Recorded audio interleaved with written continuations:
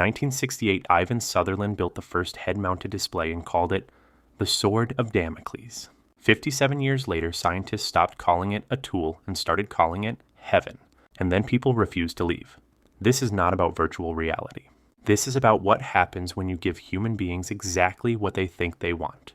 And the system that emerges is so seductive, so perfectly engineered to our neurochemical architecture, that the line between paradise and prison disappears. Because we have done this before. We have built systems that feel like escape and turn into addiction. And every single time, the same pattern repeats: elation, dependency, collapse. So the real question is not whether we can build heaven. We already did. The question is, what happens to a species that gets exactly what it has been wired to crave, and then discovers it cannot go back? Between 2020 and 2024, neuroscientists, virtual reality engineers, and AI researchers converged on a singular breakthrough. They mapped the neurochemical signature of transcendence. They studied near-death experiences, mystical states triggered by DMT and deep meditation. Over 900 peer-reviewed studies cataloged the patterns. 60 to 80% reported bright light, 50 to 70% reported overwhelming peace, and 70 to 90% said it felt more real than waking life. Then they reverse engineered it. Using immersive VR, binaural audio, haptic feedback, and AI-driven emotional modeling, they built an environment that triggered the same neural pathways. A simulation of the feeling people describe when they say they have been to the other side. They called it heaven because test subjects kept using that word. Retention rates in early trials hit 95%. Participants who were supposed to stay for 30 minutes asked to stay for hours. Some cried when the session ended. By 2025, 53 million adults in the United States owned VR systems. The artificial heaven protocol leaked into consumer devices through modified apps. Adoption exploded, and that is when the pattern everyone should have recognized began to repeat. This has happened before. In 1929, the Link trainer gave pilots the sensation of flight without risk. After enough hours inside, real flight felt wrong. The simulator had become the reference point. Reality became the deviation. By the 1990s, early internet users began displaying patterns clinicians now recognize as behavioral addiction.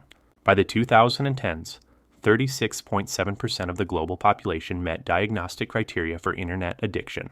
Gaming disorder affected over 60 million people. The pattern was clear. Give people an environment that feels better than their life, that responds faster than their relationships, that rewards them more consistently than their work, and a significant percentage will choose the environment over the life. And every time we told ourselves it was a choice. What makes artificial heaven different? Scale, precision, speed. Virtual reality is 44% more addictive than other gaming forms. Because immersion bypasses skepticism. A headset is a world. Studies show that high immersion VR does not just simulate relaxation, it triggers it. The brain does not treat it as fake. The brain treats it as real. Now imagine that environment is not a forest. It is the neurochemical signature of the most profound experience a human being can have.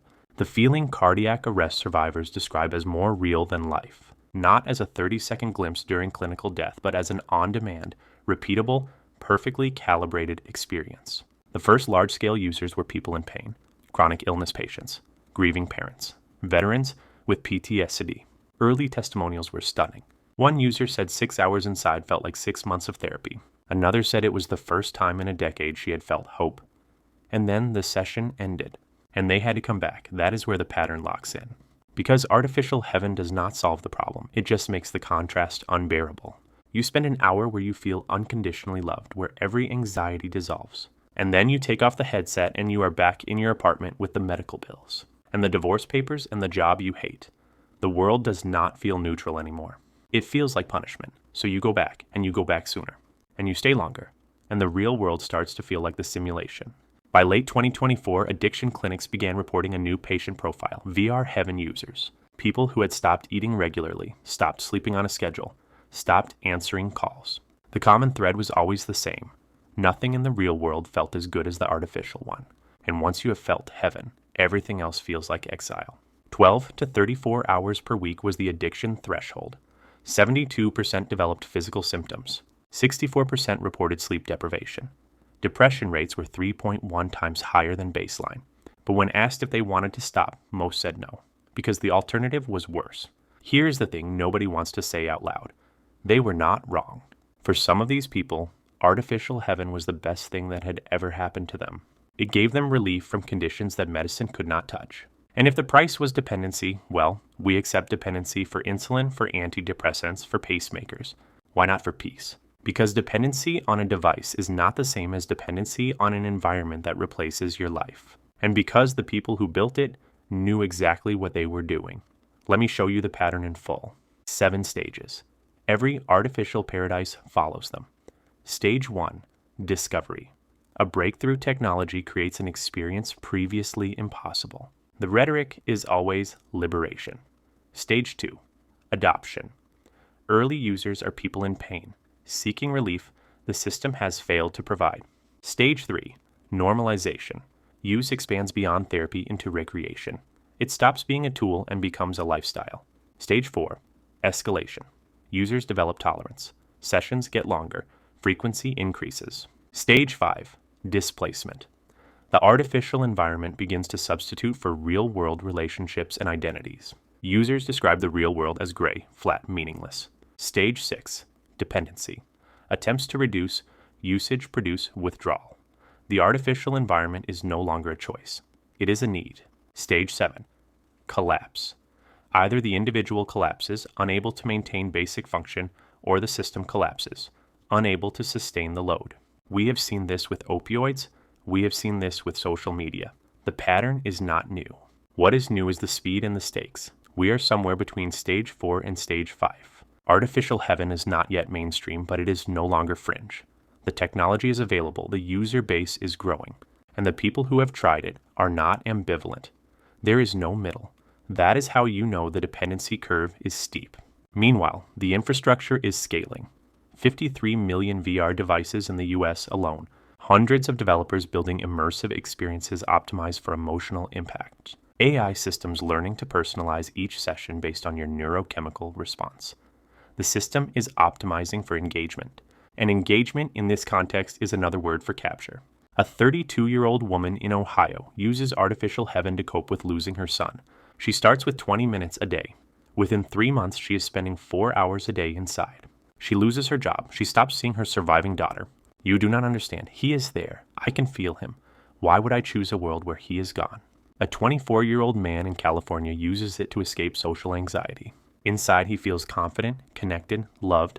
Outside, he feels like a ghost. 6 months later, he is hospitalized for malnutrition. It did not seem important. These are not outliers. These are early adopters in a pattern that scales exponentially. The artificial is becoming more convincing than the real. If you can deepfake a face, a voice, a video, why not an emotion? Why not a memory? Why not God? And if the technology falls into the wrong hands, the stakes get worse. Imagine a government that uses artificial heaven as a pacification tool. Imagine a corporation that makes it subscription-based. Imagine a blackmail scheme where someone threatens to revoke your access unless you comply. But here is the darker thought. What if it does not fall into the wrong hands? What if it works exactly as intended, and that is the problem? Because the people who built this were not trying to create addiction. They were trying to create relief. They succeeded, and success is the crisis. The most dangerous technologies are not the ones that fail. They are the ones that work too well. And once it works, once people feel what it gives them, taking it away is not a policy decision. It is an act of cruelty. So what happens next? 3 paths. All of them are already in motion. Path 1, regulation and restriction. Governments classify artificial heaven as a controlled substance. Access is limited to medical settings. A black market emerges immediately. Enforcement becomes brutal. The technology fractures into safe experiences for the wealthy and dangerous experiences for everyone else. Path 2, acceptance and integration. Society decides that artificial heaven is a net positive. We build infrastructure around it, usage guidelines, mental health support, harm reduction. It becomes normalized, and over time, a generation grows up for whom artificial heaven is ordinary. The baseline for what counts as a tolerable life shifts. If you can access heaven whenever you want, why tolerate a difficult marriage? Why tolerate a boring job, a painful emotion? The real world does not get better. It just becomes optional. Path 3, abandonment and collapse. A significant percentage of the population stops participating in the systems that keep civilization running, not in protest. In Exodus, workforce participation drops. Birth rates collapse. Governments panic. But the people inside artificial heaven do not care, because they are finally happy. From the outside, it looks like a slow, voluntary extinction. From the inside, it looks like salvation. None of these paths are clean, and all of them raise the same question. If we can build heaven and people choose it over life, what does that say about the life we built? Because this is not really about technology. It is about pain, about the gap between what human beings need and what the world gives them. Artificial heaven is not the disease. It is the symptom. The disease is a civilization that leaves so many people desperate for relief, that a simulation feels like the best option they have ever had. You want the uncomfortable truth? We were already living in a system that optimized for engagement over well-being, for profit over meaning, for scale over humanity. Artificial heaven is just the end game of that logic. It is what happens when you realize you can monetize transcendence. So here's what you do with that knowledge. You recognize the pattern. You see it in your phone, in your feed, in every system designed to hold your attention just a little longer than you meant to give. You notice when something feels too good, too easy, too perfectly calibrated to your needs. Because the things that feel like heaven are often the things that trap you. And the trap is not the experience, it is the contrast.